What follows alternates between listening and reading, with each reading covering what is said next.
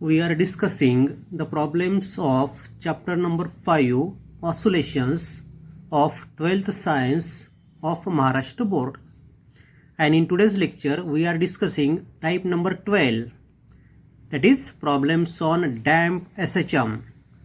Now you know what is damp motion. It is the motion in which amplitude goes on decreasing with time. जसा time होत जाईल तसतशी amplitude ही कमी कमी होत जाते. त्या मोशनला आपण डॅम्प मोशन असं म्हणतो. But at the same time you should remember as time passes the time period of damp motion increases.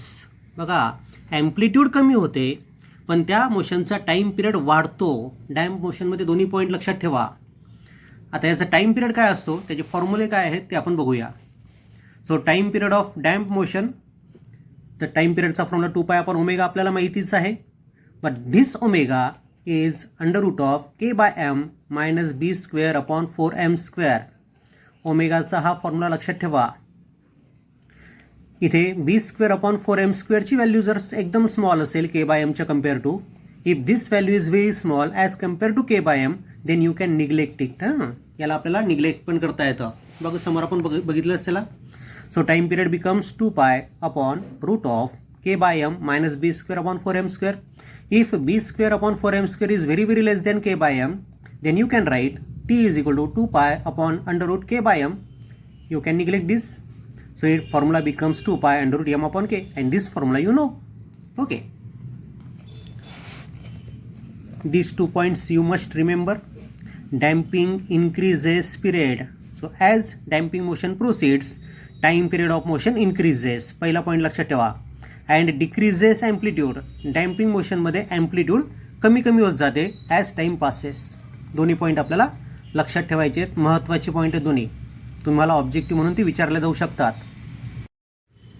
Amplitude he exponentially decrease होते आणि त्या ॲम्प्लिट्यूडचा फॉर्म्युला काय असेल, तर amplitude at any time T is equal to A0. A0 म्हणजे initial amplitude into E raised to power minus B T upon twice M. हा ॲम्प्लिट्यूडचा formula damp मोशनसाठी लक्षात ठेवा. आणि ॲम्प्लिट्यूड डिक्रीजेस विथ टाईम हे आपल्याला माहितीच आहे डॅम्प मोशनसाठी. बोर्डाच्या सिलेबसमध्ये हा कॉन्सेप्ट नवीनच इंट्रोड्यूस झाला असल्यामुळे मागच्या काही वर्षांपासून मागच्या जुन्या पुस्तकामध्ये 1-2 प्रॉब्लेम याच्यावर होते. तेच प्रॉब्लेम मी या ठिकाणी घेतो आहे. नवीन पुस्तकामध्ये म्हणजे नवीन तुम्हाला जे पुस्तक आता सध्या आहे त्या पुस्तकामध्ये मात्र डॅम्प मोशनवर एकही एक्झाम्पल दिलेलं नाही. क्वेश्चन बँकमध्ये पण दिलेलं नाही किंवा मागे ज्या बोर्डाच्या परीक्षा झाल्यात आतापर्यंत त्याच्यामध्ये पण डॅम्प मोशनवर एक पण एक्झाम्पल नाही. त्यामुळे हे जे एक्झाम्पल घेतले ती मी जुन्या पुस्तकामधनं कलेक्ट केले आहेत. Okay. The first example is काय म्हटले बघा. A damp harmonic oscillator has a block of mass 100 gram. ठीक आहे. 100 ग्रॅमचा ब्लॉक त्या ठिकाणी आहे. K is equal to 100 newton per metre. K आपल्याला दिलेला 100 newton per metre. And damping constant B आपल्याला दिलेला आहे 50 gram per second.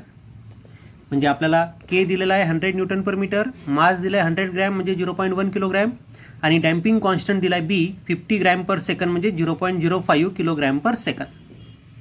Calculate the period of oscillation. तर डॅम्प मोशनचा टाईम पिरियड आपल्याला काढायचा आहे. हा पहिला पार्ट. आणि सेकंड पार्टमध्ये काय विचारलं आहे त्यांनी, time taken for the amplitude of vibration of the block to drop to half of the initial value. तर किती वेळेमध्ये त्या ऑसिलेट होणाऱ्या पार्टिकलची ॲम्प्लिट्यूड हाफ होईल तो टाईम इंटरवल शोधायचा आहे. आता या एकाच एक्झाम्पलमध्ये या टॉपिकवर विचारले गेलेले दोन्ही प्रकार कव्हर होत आहेत. टाईम पिरियड काढणे आणि किती वेळेमध्ये ॲम्प्लिट्यूड पर्टिक्युलर व्हॅल्यू एवढी होईल ते शोधणे. दोन्ही प्रकार एकाच एक्झाम्पलमध्ये कव्हर झालेत. बघूया आपण आता काय करता येतं आपल्याला. तर पहिले आपण टाईम पिरियड शोधूया. मग आता इथे ठिकाणी फॉर्म्युला आपल्याला T is equal to 2 pi upon omega. ओमेगाचा formula आपल्याला माहिती आहे under root K by M minus B square by 4m square. मी के बाय एमची व्हॅल्यू काढली. के आहे 100, एम आहे 0.1 म्हणजे तो के बाय एम आला आपला जो 1000 न्यूटन पर मीटर पर किलोग्रॅम. ठीक आहे. मी बी स्क्वेअर अपॉन 4m स्क्वेअरची पण व्हॅल्यू काढून घेतोय. सो बी स्क्वेअर म्हणजे 0.05चा स्क्वेअर अपॉन 4, एम आहे 0.1 किलोग्रॅम त्याचा स्क्वेअर.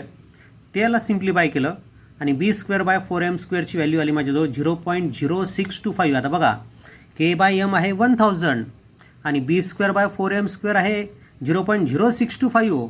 खूप मोठा डिफरन्स दोघांमध्ये आहे, म्हणजेच K by M is very very greater than B square upon 4m square. So as K by M is very very greater than B square by 4m square, so neglect this term B square by 4m square आपण neglect करूया. म्हणजेच ओमेगासाठी आपल्याजवळ formula येतो under रूटमध्ये K by M, आणि K by एमची value आहे 1000. So omega is root of 1000. So time period is 2 pi upon omega, म्हणजेच 2 पाय अपॉन रूट ऑफ 1000, म्हणजेच 2 पायची value 6.284 upon 10 root 10. So it is 6.284 upon 10 into 3.172 and it is found to be 0.198 second. ठीक आहे, okay. हा मिळाला आपल्याला time period. हा झाला पहिला पार्ट. टाईम पिरियड आपल्याला त्या डॅम्प मोशनचा किंवा डॅम्प ऑसिलेटरचा काढायचा होता. मग त्यासाठी पहिले आपण ओमेगा काढून घेतला, आणि ओमेगा काढल्यानंतर आपण टाईम पिरियड काढला. आता आपल्याला सेकंड पार्टमध्ये त्यांनी विचारलं आहे to find the time in which amplitude falls to half. त्याच्या ओरिजिनल ॲम्प्लिट्यूडच्या अर्धे ॲम्प्लिट्यूड होण्यासाठी किती वेळ लागेल तो टाईम काढायचा आहे. आता ॲम्प्लिट्यूडचा फॉर्म्युला काय आपल्याकडे amplitude at any instant T is A is equal to A0. A0 म्हणजे initial amplitude into E raised to power minus BT upon 2m. पण नंतरची ॲम्प्लिट्यूड किती होणार आहे, म्हणजे ए किती होणार आहे, तर इनिशियलच्या हाफ, म्हणजे एच्या ऐवजी आपल्याला घ्यायचं आहे A0/2. So put the value, एच्या ऐवजी A0/2 ठेवला आपण. So is equal to A0 E raised to power minus BT upon 2m. हा A0 कॅन्सल झाला, म्हणजे लेफ्ट हँड साईडला आहे 1/2 E raised to power minus BT upon 2m. मग आता ईची पॉवर निगेटिव्ह आहे, ती मी पॉझिटिव्ह करून घेतली, म्हणजे त्याला डिनॉमिनेटरमध्ये घेतलं. So 1/2 is equal to 1 upon E raised to power BT upon 2m. Left hand side आणि राईट हँड साईडकडे लक्ष ठेवा. इथे 1/2 आहे, इथे 1 upon E raised to power आहे, म्हणजे इकडचा 2 आणि इकडची ई रेस्ट टू पॉवर हे दोन्ही व्हॅल्यू सारखे असतील. So we get 2 is equal to E raised to power BT upon 2m.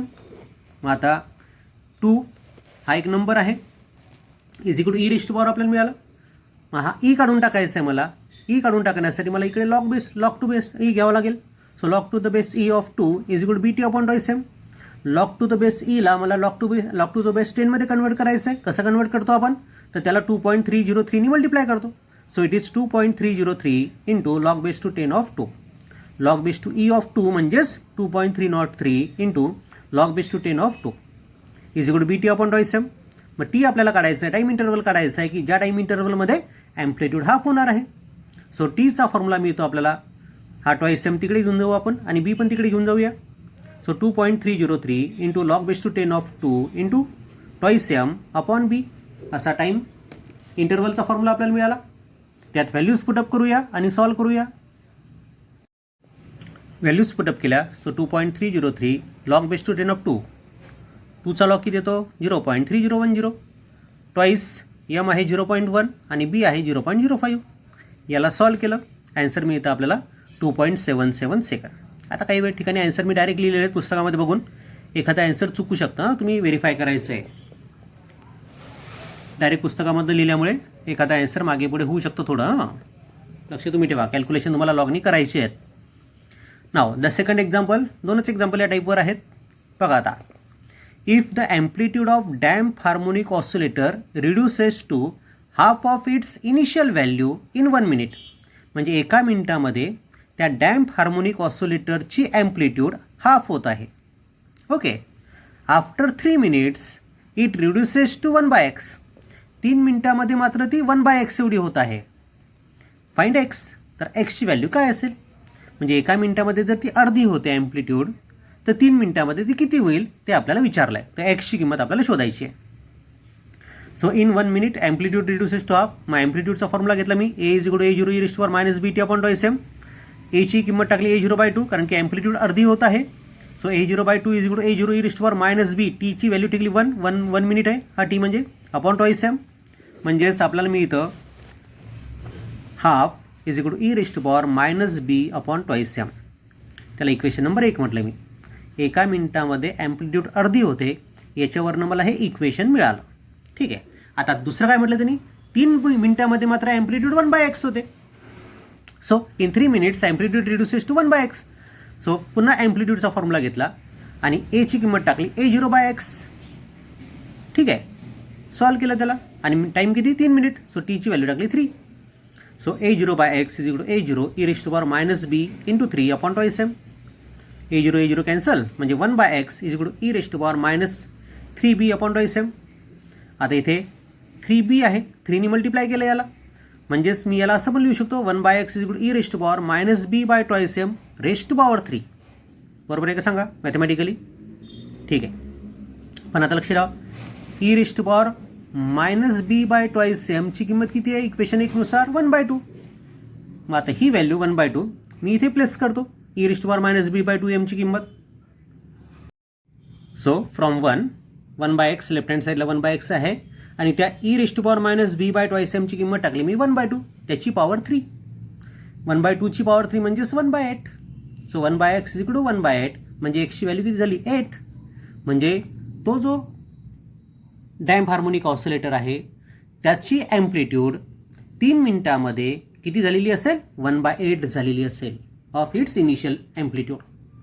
असे हे 2 एक्झाम्पल्स या टॉपिकवर मी कलेक्ट केलेत, ते तुमच्या कायदे. आता लक्ष द्या, एकतर तुम्हाला टाईम पिरियड काढा डॅम्प ऑसिलेटरचा असा क्वेश्चन येईल, किंवा किती वेळेमध्ये त्या डॅम्प ऑसिलेटरची ॲम्प्लिट्यूड 1/2 1/3 1/4 1/8 अशी होते, तो टाईम इंटरवल काढा असं एक्झाम्पल येऊ शकतं. दोन्ही प्रकारचे एक्झाम्पल्स आपण या 2 एक्झाम्पलमध्ये कव्हर केलेत.